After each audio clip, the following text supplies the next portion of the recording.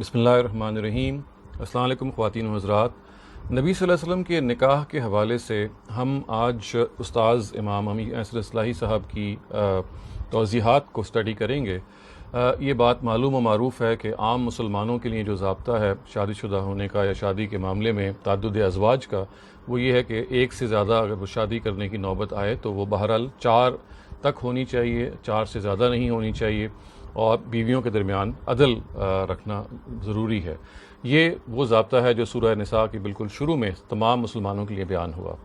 لیکن اس کے بعد خواتین حضرات، یہ آپ کو معلوم ہے کہ نبی صلی اللہ علیہ وسلم کے حوالے سے ہمیں یہ معلوم ہے کہ ان کے 4 سے زیادہ نکاح ثابت ہیں، انہوں نے 4 سے زیادہ شادیاں کیں، اور اللہ تعالیٰ نے اس پورے قانون کو کہ جس کے تحت نبی صلی اللہ علیہ وسلم کی شادیاں ہوئیں اس کو قرآن مجید میں بیان کیا تاکہ یہ بتایا جائے کہ یہ جو شادیاں انہوں نے کیں اس کا کوئی تعلق کوئی ذاتی ضرورت سے یا کوئی حظ نفس سے نہیں ہے، بلکہ یہ تمام کی تمام کار نبوت، یعنی جو نبوت اور رسالت کی ذمہ داریاں تھیں ان کو سر انجام دینے میں جو آپ کے سامنے مسائل تھے ان کو حل کرنے کے لیے کی گئی تھیں۔ تو استاذ امین احسن اصلاحی نے سورہ احزاب میں جہاں نبی صلی اللہ علیہ وسلم کی شادیوں کا ضابطہ درپیش ہے اور اس کو بیان کیا، اللہ تعالیٰ نے اس کی تفصیل کی ہے اور یہ بتایا ہے کہ کس وجہ سے پھر اس قانون میں نبی صلی اللہ علیہ وسلم کے لیے توسیع کی گئی، اور 4 کے علاوہ کچھ اور جو کیٹیگریز ہیں جس میں آپ کو اجازت دی گئی کہ آپ شادی کر سکتے ہیں، اور کچھ چیزوں پہ پابندی لگائی گئی۔ تو آج خواتین حضرات ہم استاذ امین احسن اصلاحی کی ان توضیحات کو اسٹڈی کریں گے اور یہ جاننے کی کوشش کریں گے کہ نبی صلی اللہ علیہ وسلم کے حوالے سے جو یہ خاص قانون ہے، یہ جو سورہ احزاب میں بیان ہوا ہے، اس کی کیا نوعیت ہے، اور اس کے تحت جو آپ نے شادیاں کیں ان کی کیا نوعیت تھی، اور وہ کون کون خواتین تھی جو ان شادیوں کے نتیجے میں آپ کے عقد نکاح میں آئیں۔ تو اس سے پہلے کہ میں اس کی تفصیل کروں، میں آپ کے سامنے استاذ امین احسن اصلاحی کی جو تفسیر ہے اس سے اس کا ترجمہ پڑھ رہا ہوں ان آیات کا۔ اس سے پہلے کہ میں ترجمہ پڑھوں، پہلے میں ان کا عربی متن بھی آپ کے سامنے پڑھے دیتا ہوں، پھر اس کا ترجمہ، اور پھر استاذ نے جو اس کی توضیح بیان کی ہے، تشریح بیان کی ہے، وہ مختصراً آپ کے سامنے میں پیش کرتا ہوں۔ تو یہ سورہ احزاب کی 50 اور 51 ان کے جو الفاظ ہیں وہ یہ ہے کہ یا ایھا النبی انا احللنا لک ازواجک اللاتی آتیت اجورہن وما ملکت یمینک مما افاء اللہ علیک وبنات عمک وبنات عماتک وبنات خالک وبنات خالاتک اللاتی ہاجرن معک وامرأة مؤمنة ان وهبت نفسها للنبی ان اراد النبی ان يستنكحها خالصة لك من دون المؤمنین قد علمنا ما فرضنا عليهم في ازواجهم وما ملكت ايمانهم لكي لا يكون عليك حرج وكان الله غفورا رحيما ترجي من تشاء منهن وتؤوي اليك من تشاء ومن ابتغيت ممن عزلت فلا جناح عليك ذلك ادنى ان تقر اعينهن ولا يحزن ويرضون بما آتيتهن كلهن والله يعلم ما في قلوبكم وكان الله عليما حليما لا يحل لك النساء من بعد ولا أن تبدل بهن من أزواج ولو أعجبك حسنهن إلا ما ملكت يمينك وكان الله على كل شيء رقيبا۔ تو خواتین حضرات، اس کا جو ترجمہ ہے وہ اس طرح سے ہے کہ اے نبی، ہم نے تمہاری ان بیویوں کو تمہارے لیے جائز کیا جن کے مہر تم ادا کر چکے ہو، اور تمہارے ان مملوکات کو بھی تمہارے لیے حلال کیا جو اللہ تعالیٰ نے بطور غنیمت عطا فرمائیں، اور تمہارے چچا کی بیٹیاں اور تمہارے پھپھیوں کی بیٹیاں اور تمہارے ماموں کی اور تمہارے خالاؤں کی بیٹیوں میں سے بھی حلال ٹھہرایا جنہوں نے تمہارے ساتھ ہجرت کی ہے، اور اس مومنہ کو بھی جو اپنے تئیں نبی کو ہبا کر دے، یعنی ہبا کا مطلب ہے اپنے آپ کو گفٹ کر دے، اپنے آپ کو پیش کر دے بغیر کسی حقوق زوجیت کے، بشرطے کہ نبی کو اپنے نکاح میں لازنا چاہیں، یعنی نبی صلی اللہ علیہ وسلم اگر چاہیں تو ان کے لیے یہ خاص تمہارے لیے ہے مسلمانوں سے الگ، یعنی قرآن یہ کہہ رہا ہے یہ خاص تمہارے لیے ہے نبی مسلمانوں سے الگ۔ پھر ہم کو اچھی طرح معلوم ہے کہ جو کچھ ہم نے ان کی بیویوں پر باب میں فرض کیا ہے تاکہ تم پر کوئی تنگی نہ رہے، اور اللہ غفور الرحیم ہے۔ تم ان میں سے جن کو چاہو دور رکھو اور جن کو چاہو اپنے پاس رکھو، اگر تم ان میں سے کسی کے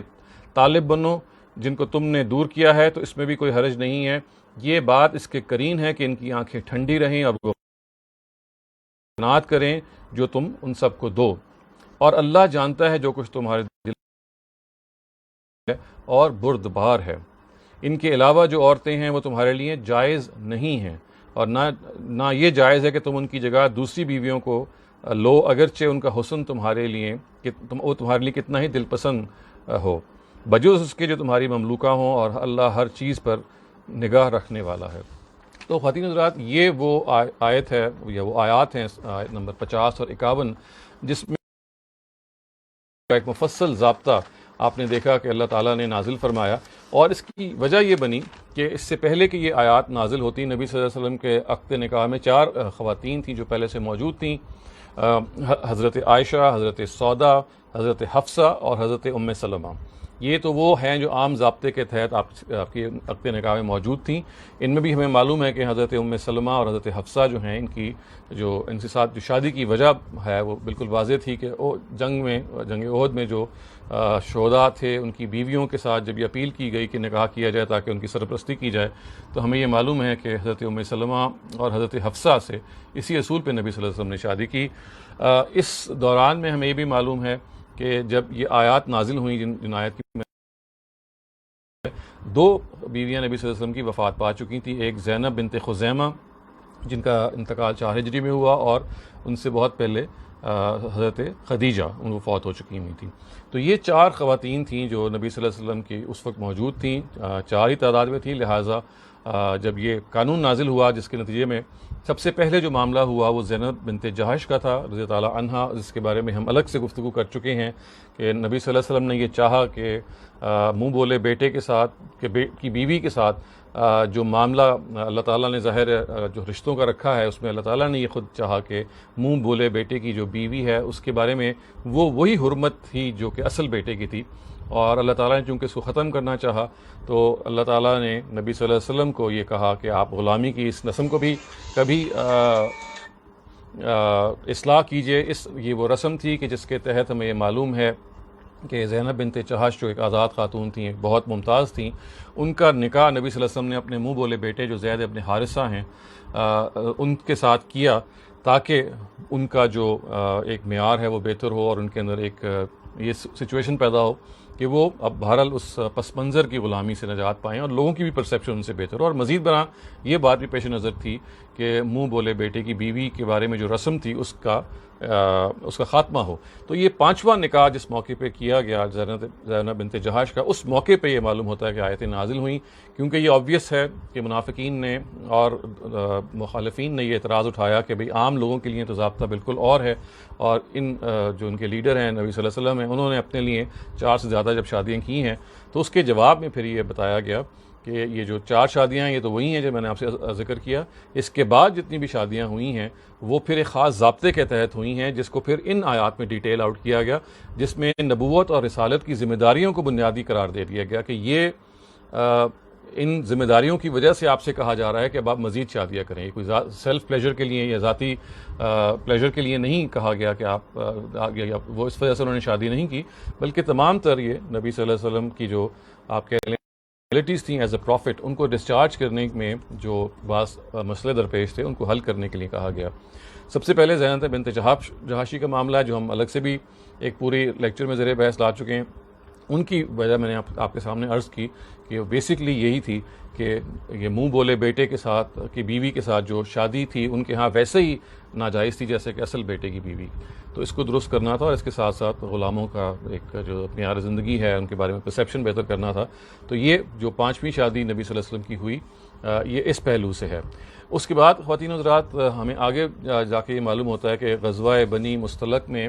حضرت جویریہ جو ہیں وہ مال غنیمت میں پکڑ کے لائے گئیں، وہ ایک سردار کی بیٹی تھیں، اور یہی معاملہ 7 ہجری میں جنگ خیبر میں ہوا جب حضرت صفیہ جو ہیں وہ جنگی قیدی کے طور پہ آئیں۔ تو ان آیات نے آپ کو اجازت دی کہ وہ شریف زادیاں، وہ شریف خاندان کی خواتین جو آپ مال فے میں یا مال غنیمت کے نتیجے میں آپ کے پاس آئیں، اور آپ ظاہر ہے ان کی دلداری کے لیے اور ان کے سٹیٹس کو سامنے رکھتے یہ ہوئے کہ بھئی وہ سرداروں کی بیٹیاں ہیں، ان کو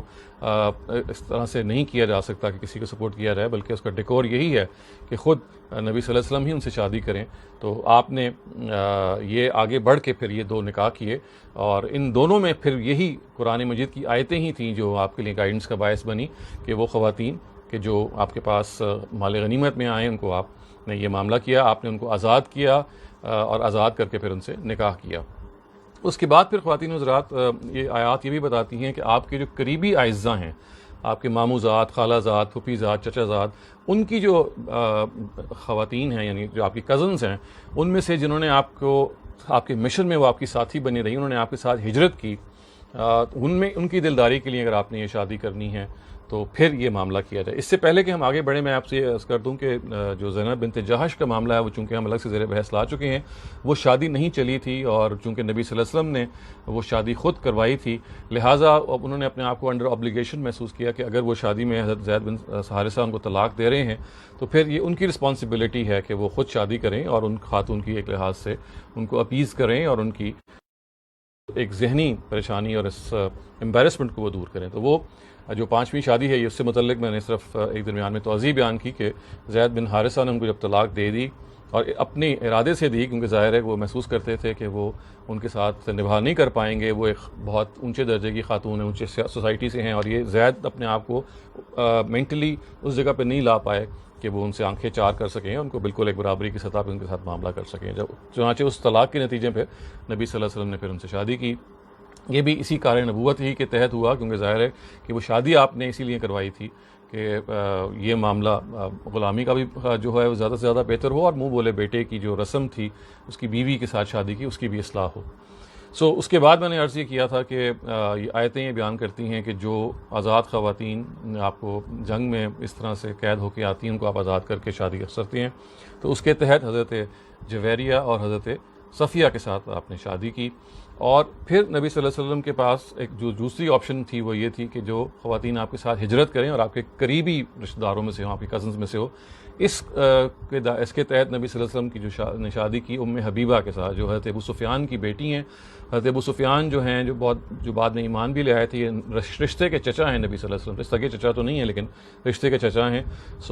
اس آیت کے تحت آپ نے ان سے شادی کی، اور ظاہر ہے اس کی بھی صورتحال یہ بنی کہ ان کے اپنے جو شوہر تھے وہ عیسائی ہو گئے تھے، اور یہ حبشہ میں موجود تھیں، اور ان کا نکاح بھی ہمیں معلوم ہے کہ نجاشی نے وہاں سے پڑھایا. یہ وہ شادی ہے جو پھر قرآن مجید کی اس آیت کے تحت ہوئی. اور پھر ایک تیسری کیٹیگری جو ان آیات میں بیان ہوئی ہے وہ یہ ہے کہ کوئی خاتون اگر اپنے آپ کو ہبا کرنا چاہے، یعنی ہبا کا مطلب ہے کہ بس پیش جو حقوق ہیں ان سے دستبردار ہو جائے کہ بھئی مجھے آپ سے کچھ بھی ضرورت نہیں ہے، میں صرف نسبت آپ سے چاہتی ہوں. تو یہ استاذ نے یہ رائے کا اظہار کیا ہے کہ حضرت میمونہ سے پھر آپ نے جو شادی ہے وہ اسی اصول پہ کی کہ وہ محض اپنے آپ کو آپ کے ساتھ نسبت کے طور پہ رکھنا چاہتی تھیں. یہ وہ آپ کہہ سکتے ہیں کہ شادیوں کی تفصیل ہے نبی صلی اللہ علیہ وسلم کی. میں ایک مرتبہ پھر سمرائز کر دوں کہ جب یہ آیات نازل ہوئیں تو 4 خواتین پہلے ہی سے آپ کے عقد نکاح میں تھیں، حضرت سودا، حضرت عائشہ، حضرت ام سلمہ اور حضرت حفصہ، اور 2 کا انتقال ہو چکا ہوا تھا، حضرت خدیجہ کا، حضرت زینب بنت خزیمہ کا. اس کے بعد پھر آپ نے زینب بنت جہش سے شادی کی جب زید بن حارثہ نے ان کو طلاق دے دی. پھر اس کے بعد آپ نے قرآن کی ان آیتوں کو سامنے کے تحت حضرت جویریہ اور حضرت صفیہ سے شادی کی، جو سرداران کی صاحبزادیاں تھیں، ان کی تالیف قلب کے لیے. اور پھر آپ نے حضرت ام حبیبہ سے شادی کی. یہ بھی لگ بھگ 7 ہجری کا یہ واقعہ ہے جب ان کے شوہر نے ان کو طلاق، یعنی یہ ظاہر ہے کہ اس کے بارے میں تفصیلات ہیں. حضرت ام حبیبہ جو ہیں وہ حضرت ابو سفیان کی صاحبزادی ہیں. ابو سفیان جو ہے نبی صلی اللہ علیہ وسلم کے رشتے کے چچا ہیں. تو اس ضمن میں پھر آپ نے ان سے شادی کی، اور پھر آخر میں حضرت میمونہ سے شادی ہوئی جنہوں نے اپنے آپ کو ہبا کر دیا. تو ان ڈیٹیلز کو اگر آپ دیکھیں گے تو یہ آپ کو محسوس ہوگا کہ یہ خدا کی طرف سے دی گئی رخصت اور ان کی طرف سے دیے گئے جو نبی صلی اللہ علیہ وسلم کو نبوت کے کام تھے ان کے تحت یہ شادیاں کی گئیں. ان کا کوئی اس سے تعلق نہیں ہے کہ جس طرح سے عام طور سے سمجھا جاتا ہے کہ جیسے نبی صلی اللہ علیہ وسلم نے شادیاں اپنی پسند سے یا اپنی ضرورت سے کیں. ایسا ہرگز نہیں ہے. اس کے ساتھ ساتھ خواتین حضرات یہ بھی بات ہے جو اہم سمجھنے کی کہ وہ یہ کہ جہاں آپ کے ساتھ یہ معاملہ کیا گیا وہاں پہ آپ کو 2 پابندیاں بھی لگائی گئیں، اور وہ پابندی یہ لگائی گئی کہ آپ اپنی کسی بیوی کو طلاق نہیں دے سکتے تھے، اس لیے کہ ان کی حیثیت جو ہے وہ امت کی ماؤں کی تھی، وہ امہات المومنین میں سے تھی. لہٰذا آپ کو پابند کر دیا گیا کہ آپ کسی بھی ان خواتین چھوڑ نہیں سکتے، طلاق نہیں دے سکتے، ان کی جگہ کوئی دوسری نہیں لا سکتے. اور دوسری پابندی یہ تھی کہ یہ جو دائرہ آپ کے لیے کھینچ دیا گیا ہے اس سے باہر آپ شادی بھی نہیں کر سکتے. یہ پابندی ہے. اور چونکہ یہ کار نبوت یعنی نبوت کے کاموں کی وجہ سے آپ کو اجازت دی گئی تھی، تو آپ پہ ایک آزادی بھی آپ کو یہ دی گئی، ایک پابندی آپ سے اٹھا بھی لی گئی، اور وہ یہ کہ آپ کے لیے ضروری نہیں تھا کہ آپ بیویوں کے درمیان اس طرح سے عدل کریں. آپ جس کو چاہیں اپنے پاس رکھیں، جس کو چاہیں وقفے سے اپنے پاس لے کے آئیں. اور اس میں دوسری خاتون جو ہے ان کو کوئی گلہ بھی نہیں ہونا چاہیے، کیونکہ اس میں جو اصل ہے شادی کی وہ یہی ہے کہ جس مقصد کے لیے نبی صلی اللہ علیہ وسلم جس مشن کے لیے نکلے تھے اس میں وہ آپ کی وہ شریک ہو گئی تھیں. اور اگر آپ ان خواتین کے حوالے سے پورا اوور آل مطالعہ کریں تو آپ کو یہ محسوس ہوگا کہ ان ساری خواتین نے جو امت کی تربیت کی، خاص طور سے حضرت عائشہ، حضرت ام سلمہ، حضرت حفصہ، یہ ساری وہ خواتین ہیں جن سے جو روایات بھی مبنی ہیں، جو احادیث بھی مبنی ہیں، مروی ہیں، وہ ساری کی ساری ایسی ہیں کہ جس سے بہت کچھ ہم استفادہ کر سکتے ہیں، اور نبی صلی اللہ علیہ وسلم کے اپنی گھریلو زندگی کے بارے میں ہمیں معلومات ہو سکتی ہے. یہ ایک تفصیل تھی ایک نٹ شیل میں جو استاد امین احسن اصلاحی نے بیان کی، اور یہ بتایا کہ کس طرح سے قرآن مجید نے نیچے اتر کے وہ اللہ تعالیٰ نے ان آیتوں کو ایک لحاظ سے نازل کر کے نبی صلی اللہ علیہ وسلم کے بارے میں بتایا ہے کہ آپ کے لیے ایک اسپیشل ضابطہ ہے. چنانچہ یہ دیکھیے جو الفاظ ہیں کہ خالصتاً لک من دون المومنین، کہ یہ جو لا ہے it is specifically for you, it is only for you and not for the rest of the Muslims. اور یہ بھی بتایا کہ تاکہ اس کا وجہ یہ بتائی کہ لکئی لا یکون علیک حرج، یعنی تاکہ آپ کے اوپر جو بھی آپ ذمہ داریاں ادا کر رہے ہیں اس میں کوئی تنگی نہ رہے، اس میں آپ کسی پریشانی کا شکار نہ ہو، اور آپ کے پاس اس معاملے میں خواتین کی دلداری کرنے، ان کی ایک لحاظ سے تالیف قلب کرنے کے لیے ایک وسیع دائرہ ہو.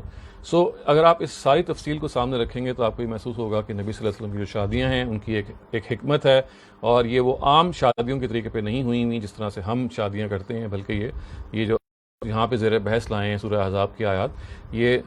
نبی ہونے کے ناطے اور رسول ہونے کے ناطے جو آپ کی ذمہ داریاں تھیں ان کو پورا کرنے کے لیے، سر انجام دینے کے لیے ان شادیوں کو کیا گیا.